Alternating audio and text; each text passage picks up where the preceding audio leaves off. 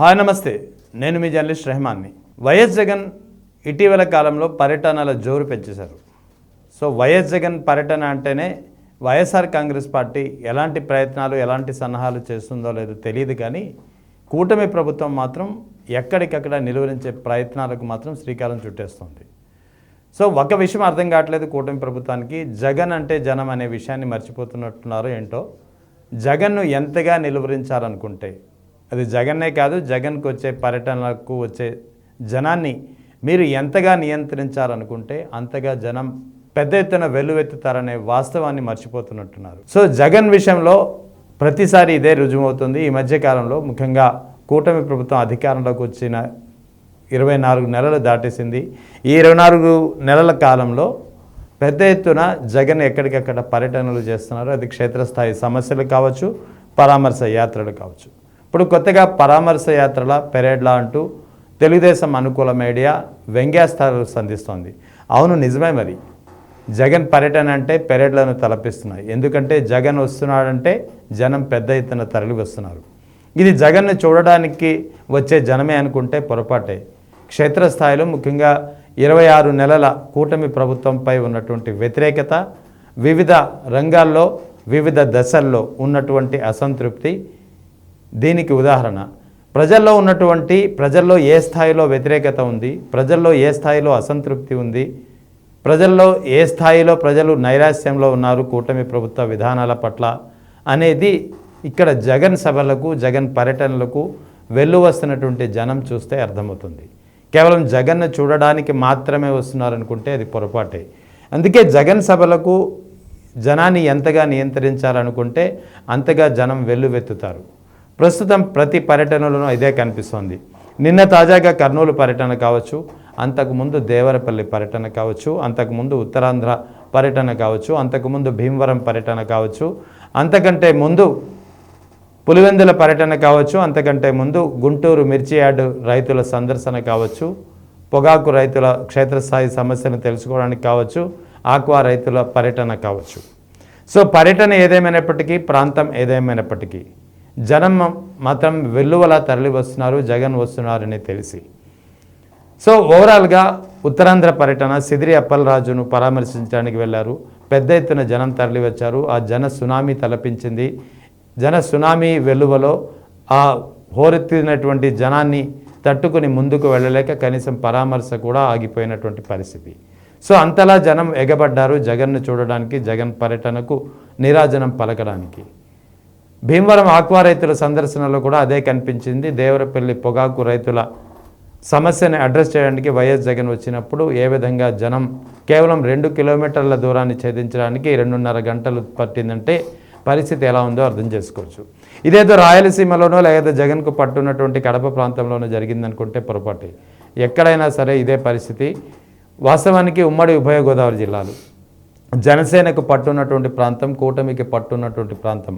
అటువంటి జిల్లాలో ముఖ్యంగా పశ్చిమ గోదావరి జిల్లాలో దేవరపల్లి పర్యటనలో జనం వచ్చినటువంటి తీరు చూస్తే కూటమి ప్రభుత్వానికి ఇప్పటికీ నిద్రలేని రాత్రులే మిగులుతున్నాయనడంలో ఎలాంటి సందేహం లేదు. అటు ఉత్తరాంధ్ర పర్యటన, ఏ ఉత్తరాంధ్ర అయితే గత ఎన్నికల్లో 34 నియోజకవర్గాలకు 34 నియోజకవర్గాలని కూటమికి అందించిందో ఆ ఉత్తరాంధ్రలో కూడా పెద్ద ఎత్తున జనం తరలి వచ్చారు. ఆఖరికి ఏ పరామర్శ కోసం అయితే ఆయన వెళ్ళారో ఆ పరామర్శ కోసం చేయకుండానే సమయం మించిపోవడంతో వెనుదిరగాల్సినటువంటి పరిస్థితి. ఆ స్థాయిలో జనం విరుచుకుపడ్డారు, వెల్లువలా తరలి వచ్చారు. ఇక కర్నూలు జిల్లా పర్యటన, కర్నూలు జిల్లాకి షెడ్యూల్ ప్రకారం 11 గంటలకే చేరుకున్న ఓరవకల్లు విమానాశ్రయం నుంచి కర్నూలు జైలు 35 కిలోమీటర్లు చేరడానికి ఆయనకి దాదాపుగా 5 గంటలు పట్టింది. ఆఖరికి 4 గంటల ప్రాంతంలో జైలుకు చేరుకున్నారు. సో పరామర్శించిన తర్వాత వచ్చి మీడియాతో మాట్లాడిన పరిస్థితి వైఎస్ జగన్ది. సో ఈ క్రమంలో కర్నూలు పర్యటన అనగానే ఒక్కసారిగా కూటమి ప్రభుత్వం ఉలిక్కిపడింది. ఎందుకంటే అంతకుముందు దేవరపల్లి పర్యటనలో ఏ స్థాయిలో జనం తరలి వచ్చారో కూటమి ప్రభుత్వం కల్లారా చూసింది. సో ఆ స్థాయిలో జనం వచ్చినటువంటి జనాన్ని చూసి ఎట్టి పరిస్థితుల్లోనూ జనం లేరని చెప్పే ప్రయత్నముగా మరేదో కానీ జనాన్ని నిలువరించే ప్రయత్నాలు ఎక్కడికక్కడ కొనసాగాయి. ఈ ప్రయత్నంలో భాగంగానే పెద్ద ఎత్తున వస్తున్నటువంటి జనాన్ని చూసి ముందుగానే ముందస్తు జాగ్రత్తలు చేపట్టింది కూటమి ప్రభుత్వం. కర్నూలుకు వచ్చే మంత్రాలయం నుంచి కర్నూలుకు వచ్చే హైవేలో కానీ, ఇటు కడప నుంచి కర్నూలుకు వచ్చే హైవేలో కానీ, ఇటు ఎమ్మిగనూరు ఇతర ప్రాంతాల నుంచి వచ్చే జనాల్ని కానీ ఎక్కడికక్కడ నిలువరించే ప్రయత్నాలు చేశారు. ఆఖరికి మాజీ ఎమ్మెల్యేలు బైరెడ్డి సిద్ధార్థ రెడ్డి వంటి నేతలను కూడా నిలువరించే ప్రయత్నాలు చాలా స్పష్టంగా కనిపించాయి. సో పోలీసులు ఎన్ని ప్రయత్నాలు చేసినా కర్నూలు జిల్లా నలువైపుల నుంచి పెద్ద ఎత్తున, అంటే కర్నూలు జైలుకు కానీ, కర్నూలు ఓర్వకల్లు విమానాశ్రయం నుంచి జైలుకు ఏదైతే ఒక పెరేడ్లా వస్తున్నారని తెలుసుకున్నారో, ఈ ప్రాంతానికి చేరుకోవడానికి జనం కర్నూలు జిల్లా నలువైపుల నుంచి పెద్ద ఎత్తున తరలి వచ్చారు. ఎంతమందిని తరలి వచ్చినటువంటి జనాన్ని ఎన్ని చోట్ల ఎన్ని రకాలుగా నిలువరించే ప్రయత్నాలు చేసినా, నియంత్రించే పద్ధతులు పాటించినా సరే జనం మాత్రం ఆగలేదు. జనం తరలి వచ్చేశారు. సో పెద్ద ఎత్తున వచ్చేటటువంటి జన సందోహాన్ని చూసి జగన్ కూడా ఉబ్బి తబ్బిపోయినటువంటి పరిస్థితి.